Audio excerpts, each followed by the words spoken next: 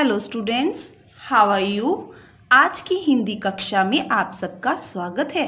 तो सभी बच्चे अपनी अपनी कौशल हिंदी व्याकरण एवं रचना भाग 3 की पुस्तक एक रफ कॉपी और पेन से लेकर ध्यान पूर्वक इस सेशन को अटेंड करें।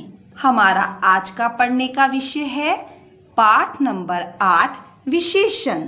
तो बच्चों, विशेषण पढ़ाने का हमारा उद्देश्य यह है कि आपको व्यक्तियों, वस्तुओं और स्थानों की विशेषताओं को बताना आ जाए। तो चलिए कुछ उदाहरणों द्वारा इसे समझते हैं। हमारा पहला वाक्य है आम मीठा है। तो बेटा इस वाक्य में आम संज्ञा शब्द है। तो बेटा आम कैसा है? मीठा। मीठा शब्द आम की विशेषता बता रहा है। तो बच्चों हमारा अगला वाक्य है साइकिल का रंग लाल है। तो बच्चों इस वाक्य में साइकिल संज्ञा शब्द है। तो साइकिल कैसी है? लाल रंग की। तो बेटा लाल रंग साइकिल की विशेषता बता रहा है। तो चलिए बच्चों अब हम बुक पर चलते हैं। सभी बच्चे अपनी पुस्तक का पेज नंबर 42 निकाल लीजिए। पाठ नंबर 8 विशेषण, इंग्लिश मीनिंग एडजेक्टिव। सबसे पहले हम बुक में दी गई एग्जाम्पल्स पढ़ेंगे। पहला है हाथी एक बड़ा जानवर है। तो बच्चों इस वाक्य में हाथी और जानवर संज्ञा शब्द हैं। हाथी कैसा जानवर है? बड़ा। तो बड़ा शब्द जानवर शब्द की विशेषता बता रहा है। अगला वाक्य देखिए, वह सुंदर चित्र बनाता है। तो बच्चों इस वाक्य में वह सर्वनाम शब्द है, चित्र संज्ञा शब्द है। तो बच्चों चित्र कैसा है? सुंदर। इस वाक्य में सुंदर शब्द चित्र शब्द की विशेषता को बता रहा है। अगला वाक्य देखिए, हलवाई गरम गरम समोसे बना रहा है। इस वाक्य में हलवाई और समोसे संज्ञा शब्द हैं। समोसे कैसे हैं? गरम गरम। इस वाक्य में गरम गरम शब्द समोसे की विशेषता बता रहा है। अगला वाक्य देखिए, पिताजी 2 किलो आम लाए हैं। इस वाक्य में पिताजी और आम शब्द संज्ञा शब्द हैं।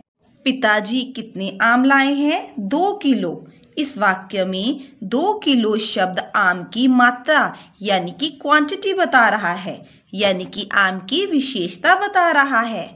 तो बच्चों इन वाक्यों में बड़ा, सुंदर, गरम गरम और 2 किलो शब्द विशेषण शब्द हैं, क्योंकि ये सभी शब्द किसी न किसी संज्ञा या सर्वनाम शब्द की विशेषता बता रहे हैं। तो चलिए अब हम इसकी परिभाषा पढ़ते हैं। वह शब्द जो किसी वस्तु, व्यक्ति या स्थान की विशेषता बताते हैं वे विशेषण कहलाते हैं। तो चलिए अब आगे पढ़ते हैं विशेष्य। विशेष्य पढ़ने से पहले हम इसे उदाहरणों द्वारा समझते हैं। इसका पहला उदाहरण है शंकर अच्छा गायक है। बेटा यहाँ पर आपको 2 संज्ञा शब्द दिए गए हैं, शंकर और गायक। गायक कैसा है? अच्छा। तो बच्चों इस वाक्य में अच्छा शब्द गायक शब्द यानी कि संज्ञा शब्द की विशेषता बता रहा है। तो बच्चों इस वाक्य को पढ़कर हमें पता चला कि संज्ञा शब्दों को ही हम विशेष्य भी कहते हैं। अगला वाक्य देखिए, मेरे पास 4 संतरे हैं। तो बच्चों इस वाक्य में मेरे शब्द सर्वनाम शब्द है, संतरे संज्ञा शब्द है यानी कि विशेष्य है। संतरे कितने हैं? 4। 4 शब्द संतरे की संख्या को बता रहा है, इसलिए यह विशेषण है। अगला वाक्य देखिए, बाहर कोई व्यक्ति घंटी बजा रहा है। तो बेटा इस वाक्य में व्यक्ति शब्द संज्ञा शब्द है यानी कि विशेष्य है। कोई शब्द व्यक्ति की विशेषता को बता रहा है, इसलिए कोई शब्द विशेषण है।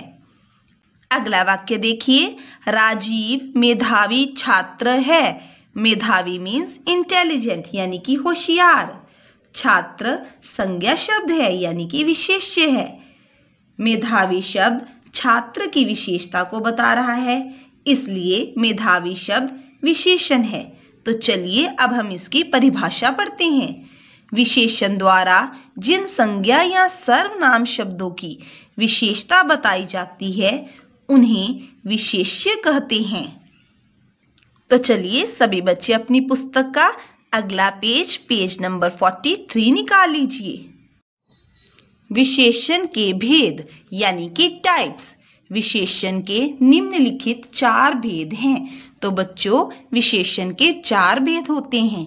नंबर 1 गुणवाचक विशेषण, नंबर 2 संख्यावाचक विशेषण, नंबर 3 परिमाणवाचक विशेषण, नंबर 4 संकेतवाचक विशेषण। तो चलिए बच्चों अब विशेषण के भेदों को विस्तार पूर्वक समझते हैं। इसका पहला भेद है गुणवाचक विशेषण। तो आइए उदाहरण में दिए गए कुछ विशेषण शब्दों को पढ़ते हैं। पतला, मोटा, पीला, ईमानदार, कंजूस, मीठा, नमकीन। तो बच्चों ये सभी विशेषण शब्द किसी न किसी वस्तु या व्यक्ति की विशेषता को बता रहे हैं। तो चलिए अब हम इसकी परिभाषा पढ़ते हैं।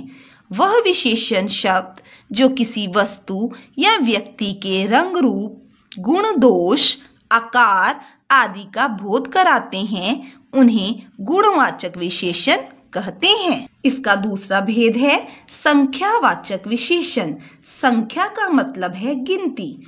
उदाहरण में दिए गए कुछ शब्दों को पढ़ते हैं। 2 खरगोश, 4 आदमी, हजारों लोग। तो बच्चों यहाँ 2 शब्द खरगोश की संख्या के बारे में बता रहा है, इसलिए यह संख्यावाचक विशेषण है। 4 शब्द आदमियों की संख्या के बारे में बता रहा है। इसी प्रकार हजारों शब्द लोगों की संख्या के बारे में बता रहा है, इसलिए 4 और हजारों शब्द भी संख्यावाचक विशेषण है। तो चलिए अब हम इसकी परिभाषा पढ़ते हैं। वह विशेषण शब्द जो किसी वस्तु या व्यक्ति की संख्या का बोध कराते हैं उन्हें संख्यावाचक विशेषण कहते हैं।